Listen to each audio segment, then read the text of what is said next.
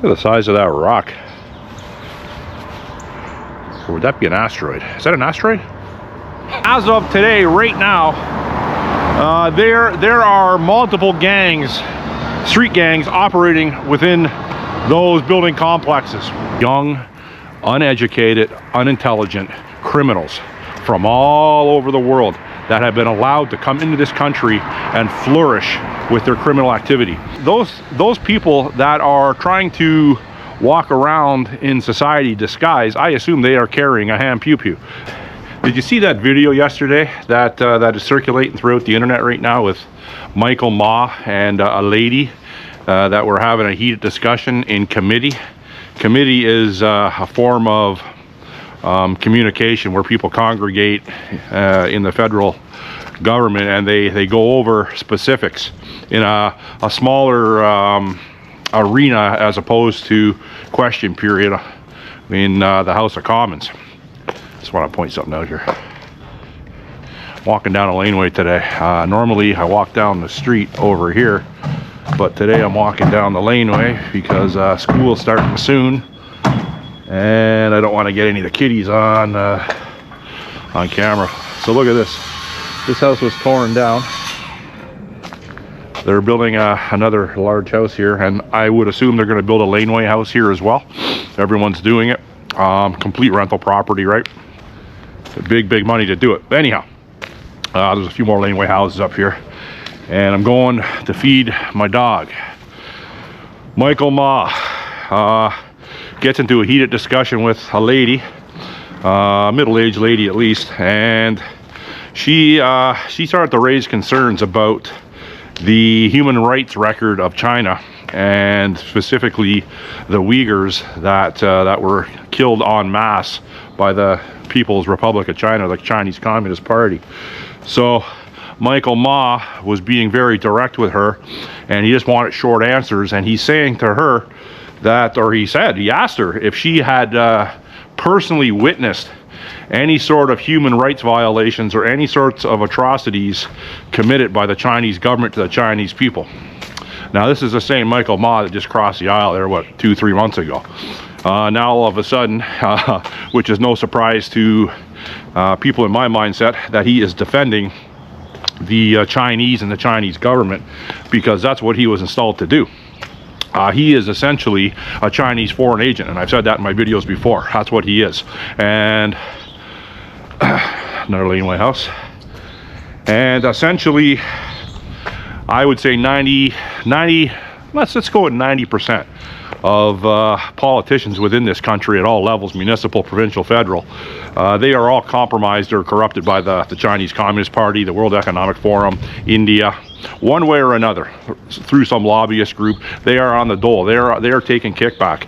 They are doing as they are paid to do, and it isn't doing what the Canadian government is paying them to do. The Canadian government, especially through the Liberal Party, the Liberal government, they are doing the exact opposite of what is beneficial for the Canadian people, and that's obvious.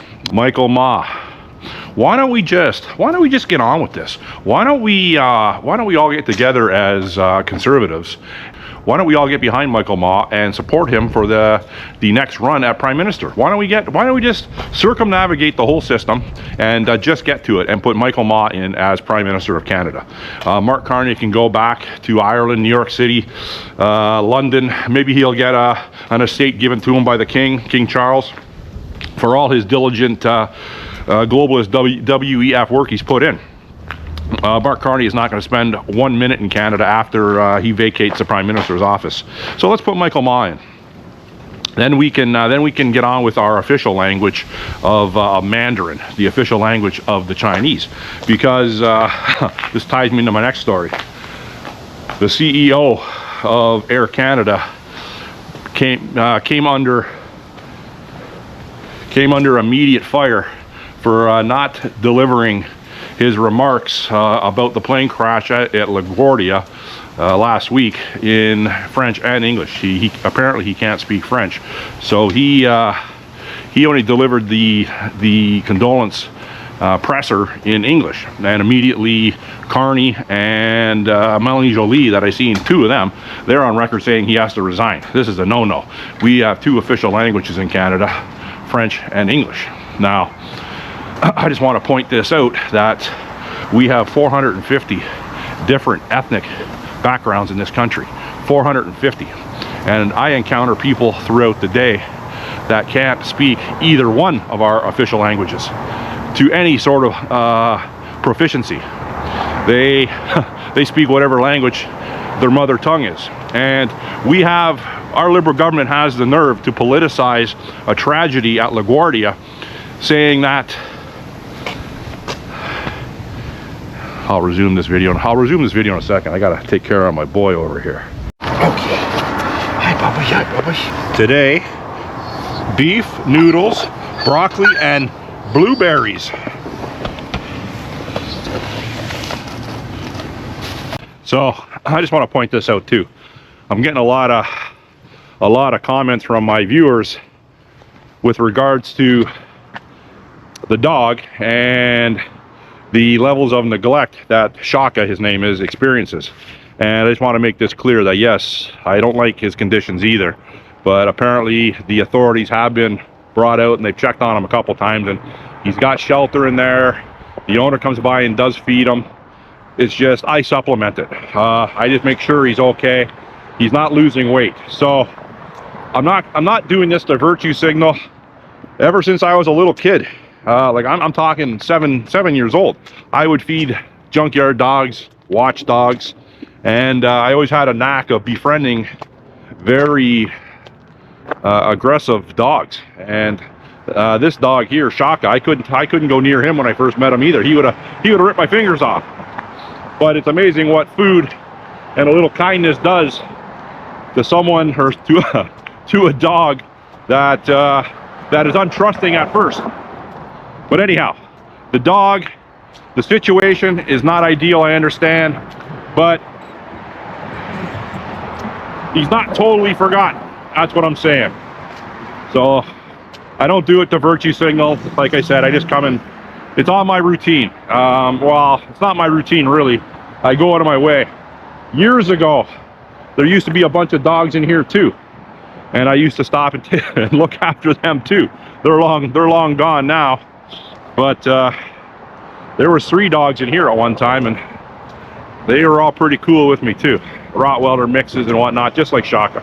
But anyhow, the corruption of the government in Canada it rivals some of the most corrupt countries in the world, including Ukraine, including Central American countries, South American countries, Mexico. So we can't say that we're any better than those countries, because we're not.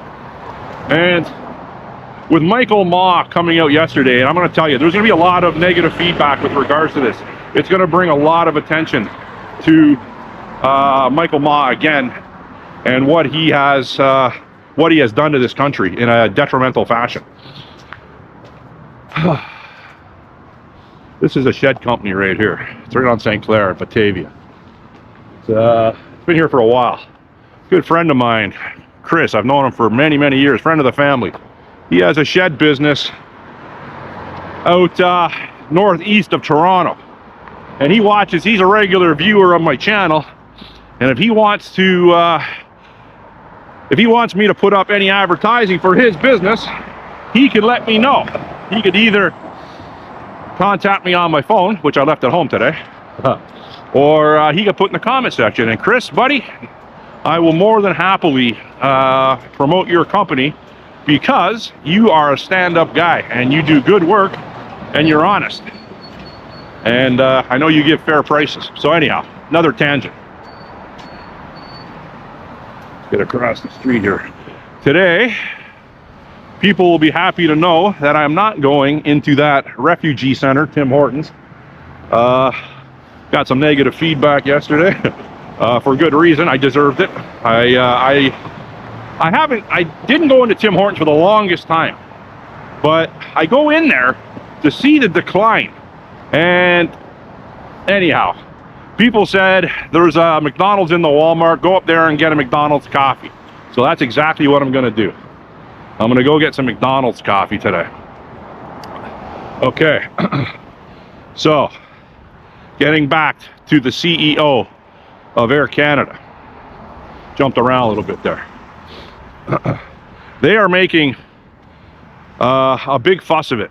They're turning a tragedy into a political angle. And the two pilots that were on that plane, by all accounts, were very heroic. And they took the plane head on and hit that fire truck. And it was through no fault of their own.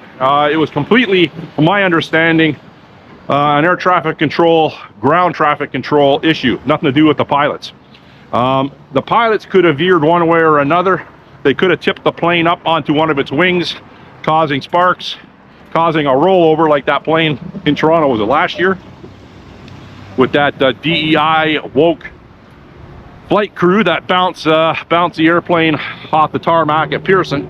But these two guys, I think they were both men, and instead of veering, they took the plane straight ahead.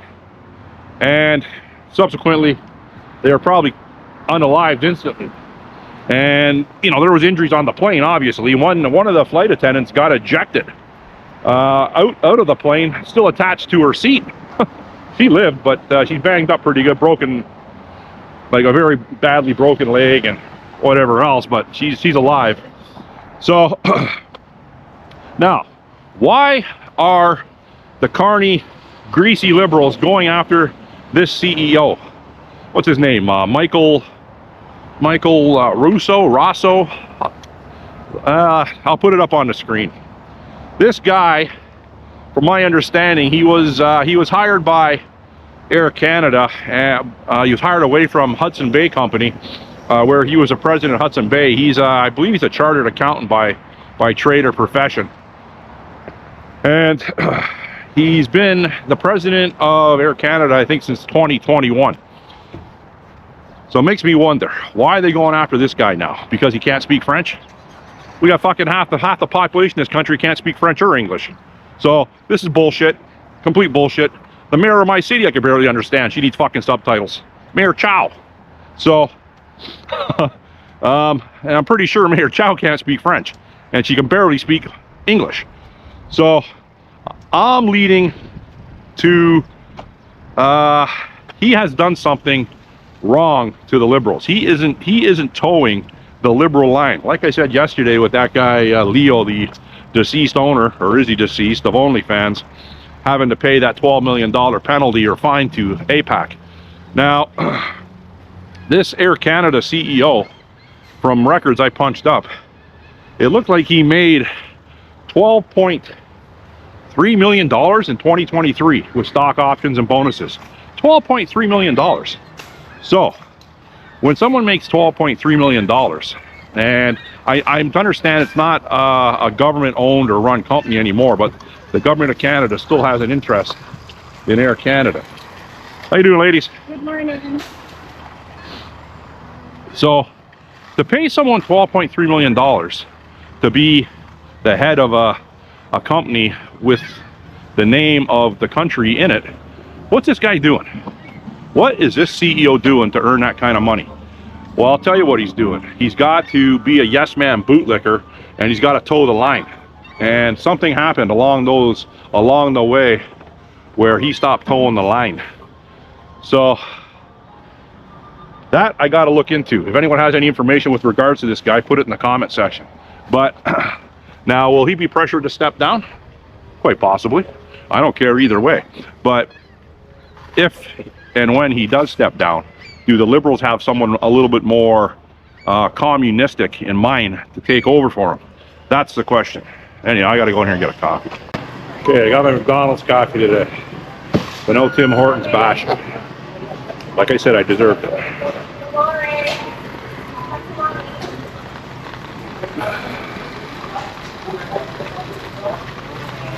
Security, security,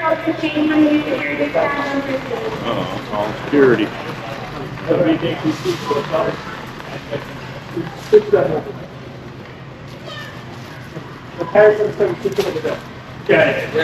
Gotta get a couple extra things today. Nothing major. So I got the turkeys, 43, 57, 28, 5 to 7 kg, 7 to 9, and the $28 ones are 3 to 5 kg. That seems to be the same price as I pointed out in one of my videos about a month ago or so. $57 for a turkey.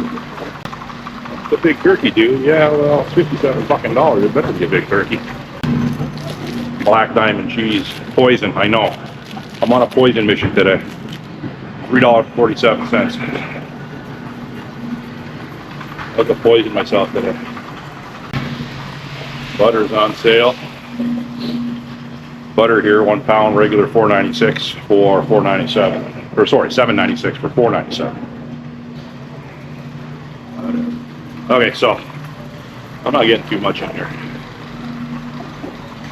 Let's go get some more canned goods. I'll get a few more cans of something. I don't know what yet, but something. If you're not trying to stand out in the store, you don't put your GoPro on a tripod in your shopping cart. That's how my setup is right now.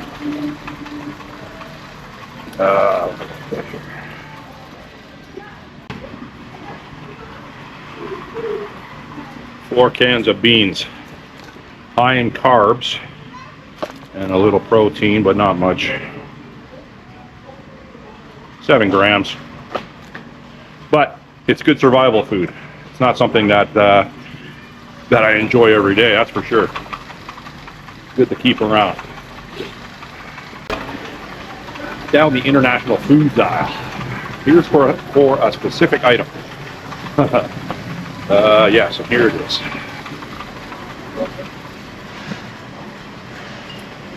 Okay, this is habanero hot sauce. Our police chief in Toronto, Myron Demkew, just had a press conference a few days ago saying that Toronto police, there's going to be a special unit of Toronto police that are going to be visible within the community toting what he called patrol rifles. So I've said that in a few of my videos down at the protests and whatnot. You don't see any cops with long guns. You see them with less than lethal launchers, but you don't see them with long guns. So that was about 2 weeks ago I said, or maybe 3 weeks ago I said that.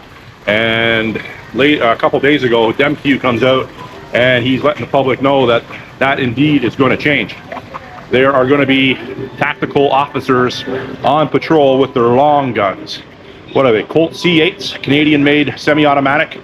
What are they? 5.56? I'm not sure. I'll look it up. Something like that.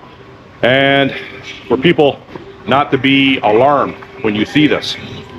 So, Dougie Ford, 2 weeks ago, says that he wants to legalize pepper spray to carry in the use of self-defense. So, I got my habanero sauce. This stuff, if you ever had it in your eyes, you'll know it is excruciating. It is debilitating. So I am going to get, I don't know, I'm going to use a double point or a single point sling, and I'm going to hook it up to that habanero sauce, and I'm going to carry that around and use that as my patrol habanero sauce, because I will have the added protection of carrying that. I'm going to open carry that habanero sauce, and it's going to deter all the 14-year-old gangbangers that are prolific in our city with hand pew-pews. It's gonna deter them from wanting to put harm on me. I just want to point something out. I'm away. I'm almost home, but stopped by the dog again and gave him some treats. But over there, where those buildings are, that's a street called Woolner Avenue. Now, those buildings have been there since approximately 1970, and I grew up, like I've said in a couple of my videos, I grew up knowing those buildings, and a lot of people lived in those buildings quite well over the decades. And over the decades, they were known to be a pretty rough area for criminality, street toughs, hard men, and gang activity. As of today, right now, there are multiple gangs, street gangs, operating within those building complexes. Now that's not so dissimilar throughout the city. The RCMP, through the RCMP's own admission, there are 4,000 criminal gangs that operate within Canada. Now, gangs in those buildings there, like I've seen back in the day, I've seen tagging people with spray paint, tagging Crips, which is a gang that was founded in Los Angeles, but you know, they obviously have affiliations up in Canada. So there's Crip gang members around here. MS-13, I've heard MS-13 tied into those buildings. So some pretty violent gangs is what I'm getting at. That's going to lead me back into the hot sauce joke. It was a joke. I actually put that sauce on my eggs. But Dougie Ford going on the news saying that he wants to legalize pepper spray. Dougie Ford going on the news saying to people that are banging it out with home invaders that he wishes he would have, or they would have shot more of them. So what he's doing, Doug Ford is putting out the message, and it's intentional. It's not because Dougie Ford is a lunkhead. To a high degree he is, but he's putting it out intentionally to let us know that we don't live in a safe society. Myron Demkew is letting us know that allowing his, or not allowing, but putting together a special team or task force that will be openly carrying long guns, he's letting us know that the city is not safe. And here I am, a guy walking around the street with no firearm on me. So it puts me at a distinct disadvantage when you have countless thousands and thousands of criminals, young, uneducated, unintelligent criminals from all over the world that have been allowed to come into this country and flourish with their criminal activity. The first thing, and listen, now I'm not making stories up here. Over the course of my life, I've known many people to carry hand pew-pews. Many.